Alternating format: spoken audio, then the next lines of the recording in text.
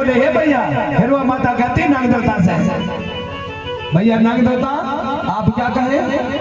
बोले माँ मेरे गिराए फल खा लो ना, और आपके कोक में जो अभी आने वाले गुरु है, बोले गुरु है वो पल रहे हैं, आने के बाद हो सकता है मेरे लिए कोई ना कोई रास्ता निकालेंगे, क्योंकि मैया मेरा जीवन तो बोले हृदय को घसीटते मेरा जीवन व्यतीत हो रहा है, अगर गुरु आ जाए तो कोई रास्ता मुझे मिल जाए, बोले थोड़ी सी कृपा करो।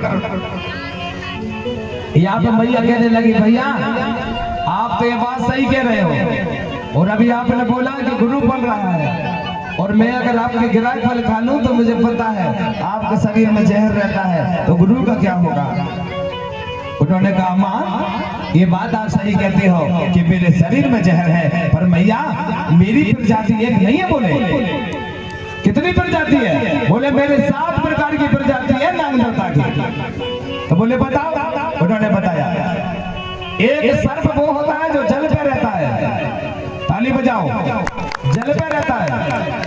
एक सर्प वो होता है जो छोटा होता है, छटका वाला होता है, ज्यादा बड़ा नहीं होता, उसके फुसवार से सूजन आ जाती है शरीर में। 2 हो गए। उसके बाद में बोले एक होता है सुवासा जी जो हरा कलर का होता है। उसके बाद में एक होता है बोले दमना सांप जी। उसके बाद में बोले एक होता है भुजंग दियर जिसको बोला जाता है, बोले जी। उसके बाद में एक नांगन होती है, बोले हाँ। और उसके बाद में बोले नाग देवता होते, हो गए 7। बोले नाग देवता रहते हैं जिनको बोले कालिया बोला जाता, बोले हाँ भैया वही तो कह रही हो। बोले तो आप कौन से हो? बोले मैं कालिया हूँ माँ।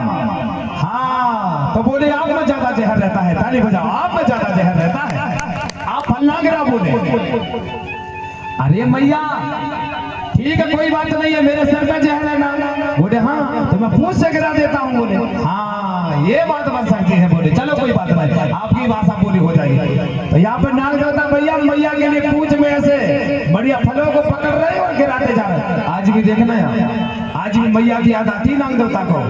अगर कोई मारता है ना तो मुंडी को इधर उधर नहीं करता, लेकिन पूंछ को बार बार घुमाता है, ताली बजाओ, बार बार घुमाता है कि मेरी माँ मुझे बचाएगी। वही बात याद आती है, आज भी याद आती है वो बात। नाग देवता उसी दिन की याद करते हैं और अपनी पूंछ को बार बार छुपाते हैं। सिर को तो भले आप पीट दो, लेकिन यहाँ पर पूंछ को बार बार हिलाते हैं और माता हिरवा को याद दिलाते हैं। ये आज भी प्रमाण होता है। उन्होंने कहा तो बोले ठीक है भैया गिराओ। बढ़िया उन्होंने गिराए, भैया ने खाया और बढ़िया खा के भैया लाले बढ़िया रखा और वहां से निकल गए। थोड़े दूर निकले, वो नाग देवता ने कहा माँ जैसे बाकी। अरे जैसे बाकी भैया, अरे मैया अब क्या है भैया? नहीं बोले मैं कुछ नहीं कह रहा हूँ, मैं ये कहना चाहता हूँ हमने सुना कि दूध का कर्ज चुकाया जाता है। बोले भैया अब आपने खिलाता था गिरा के, हमने कहे नहीं आते और अब दूध को कर्ज कह रहे हो। बात हमें जम नहीं रही है और हम ये बात बिल्कुल सोचने नहीं है। तब बोले हम यहाँ से बोले कोई कर्ज नहीं चुका सकते भैया, जब समय आएगा तो देखा जाएगा। अब यहाँ पर नाग देवता कहने लगे माँ मुझे तुमसे कुछ नहीं चाहिए, मुझे तो आपसे एक चीज मांग रहा हूँ। बोले बोलो बेटा। हिरवा मैया से नाग देवता की वार्तालाप चल रही है। उन्होंने बोला बोली अगर माँ मुझे कुछ नहीं चाहिए, जब गुरु का जन्म हो जाए तो माता एक कृपा करना, मुझे एक बार गुरु दादा के दर्शन दे देना। यही बात मैं कह रहा था, ताली बजाओ, यही बात मैं कह रहा था। उन्होंने कहा तो बोले ठीक है भैया आ जाना राजमहल, जन्म होगा तो आ जाना। बोले अब यहाँ भैया लौट के तो राजमहल आती है, और यहाँ द्वार के किनारे पर राजा ने बड़े बड़े टोकरों में फल लेके रखे थे, तो राजा गुस्सा हो गए थे। द्वार के किनारे जैसे ही दूर से देखे तो राजा को गुस्सा आ गया। रानी को कहने लगे खबरदार रानी आगे पाँव नहीं बढ़ाना। पहले की परिभाषा थी ये पुरानी, आज के लोग तो बहुत ही माती से गाली देते, कोई देवी गलती कर लेता। पहले के राजा गाली नहीं देते थे, एक शब्द बोलते थे सबसे बड़ा, खबरदार वहां से खड़े रहना, कहीं नहीं हलना। वहीं पर खड़ी हो गई रानी कहने लगे आज महाराज गुस्सा हो गए। राजा कहने लगे आप अच्छे नहीं कर रहे हो। बोले क्या बात है? अरे अपने यहाँ बोले कई दिनों के बाद तो बोले नहीं मेहमान आने वाले हैं, अगर तुम्हारे कुछ हो गया तो मेरा क्या होगा? बड़े गुस्सा हो गए। रानी मुस्कुराते जाती है, बोले महाराज आज गलती हो गई ना, अब गलती नहीं होगी ना। उन्होंने कही और रानी ने बढ़िया राजा के पांव पड़े और कहने लगी महाराज आज के बाद हम तुमसे पूछ के कहीं नहीं जाएंगे, वो हम कहीं नहीं जाएंगे, हम जब भी जाएंगे तो तुमको पूछ के जाएंगे। ताली बजाओ, हाँ जब भी जाएंगे पूछ के जाएंगे। बोले ठीक है। दोनों राजा रानी बड़े प्रिय थे।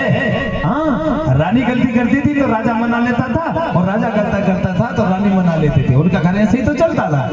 अब के लोग तो कहीं गुस्सा हो जाए, अगर मैया रूठ जाए, माई के जाना तो जाना ही माने जाना है, कपड़ा चाहिए तो चाहिए ही चाहिए। ये मैया हम एक बात और बताएं आपसे, सुनो जरा।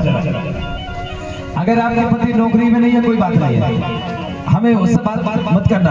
अगर नौकरी में नहीं है ना तो कोई बात नहीं, चीज चांदी आपके पास नहीं है ना जेवर, तो कोई बात नहीं है, आप कभी मत झगड़ा करना। कई बार ऐसा होता है पति ये बात को सहन नहीं करता है और छोड़ के भाग जाता है और परिवार बिखर जाता है। इसलिए हम आपसे कह रहे हैं, अगर जेवर चांदी नहीं है तो कोई बात नहीं है। अगर आपको जेवर चांदी चाहिए ना तो दोनों मेहनत कर लेना। हाँ, जब हमारे माता पिता ने हमको भावरे सास भावरे पाले थे, सामने हमको हाथ पकड़ाया था, उस बात का ध्यान रखना। अगर पति के पास में जो कुछ है उसी के साथ सम्मान अपना बिता लेना प्यारे। ताली बजाओ, उसी से बिता लेना बहना, लड़ाई नहीं करना। राजाओं से भी निवेदन है, कभी अपने ससुराल से अगर ब्याह हो रहा है तो आप लोग भी ध्यान रखो भैया। कृपा करना, दहेज के लिए मत लड़ाई करना, नहीं तो दहेज के लिए लड़ाओगे तो जिंदगी भर लड़ाई होगी। हाँ, मेरे पिता ने दिया था, मेरे बाप ने दिया था, मेरी मैया ने दी थी, वो जिंदगी भर लड़ाई चलती रहेगी। इसलिए मैं चाहता हूँ ना तुम दहेज लो ना आप लोग दो, बढ़िया प्रेम से जो भी है जोड़ा दे दो भैया, ब्याह हो जाए खुशी से बस। और एक बात और संदेशा है, कोई भी मांगने आए बेटी कह के मांगे तो दे देना, और अगर दहेज मांगे तो मना कर देना, ये बेकारी है, इसके घर लड़की देना ही नहीं है। ताली बजाओ, उसको देना ही नहीं।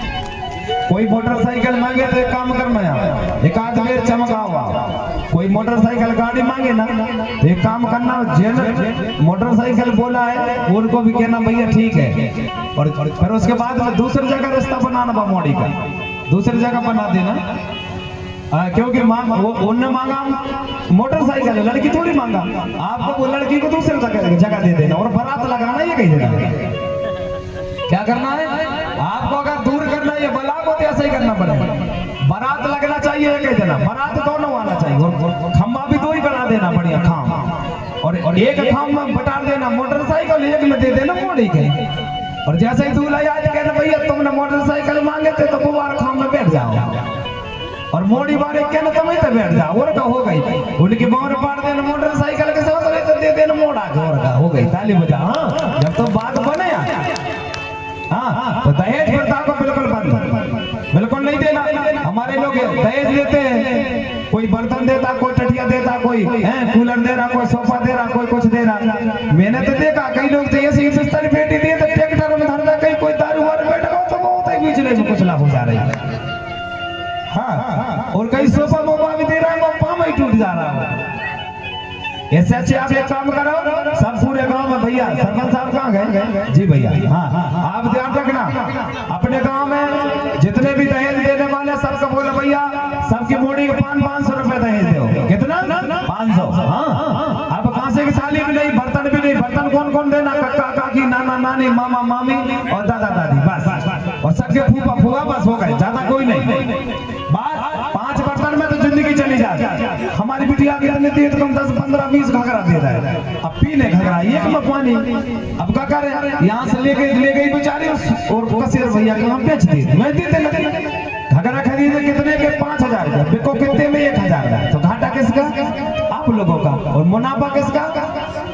व्यापारी का। अब व्यापारी आगे बढ़ेगा, आप लोग आगे बढ़ो। इसलिए इनको भी हमको दूर करना, दहेज महज बिल्कुल नहीं। हमारी बिटिया कम से नहीं हमारे गांव से 5 लाख रुपए लेकर जाए। ताली बजाओ, 5 लाख, ये बिल्कुल ध्यान रखो। अगर दामाद के पास में कुछ नहीं है, खेत है 2-4 एकड़, 5 लाख रुपए लेकर जाएगी बिटिया, तो बढ़िया 50,000 1 लाख का बोर हो जाएगा, मोटर पंप सब हो जाएगा खेत में। भैया व्यवस्था हो रही कि नहीं पानी की? हाँ, हमारी बिटिया की व्यवस्था, 1 लाख का बोर होगा, मोटर पंप सब डलगा, बढ़िया स्टार्टर चालू होगा, पानी निकल गए वहां झकाझक। अब बचे 50,000 में 1 साल की बोनी हो गई, अब 50,000 की बीज बरौनी हो गई, बेल बक्कल सब हो गए, 2 लाख रुपया में अपना काम 1 साल में पूरा बन गया।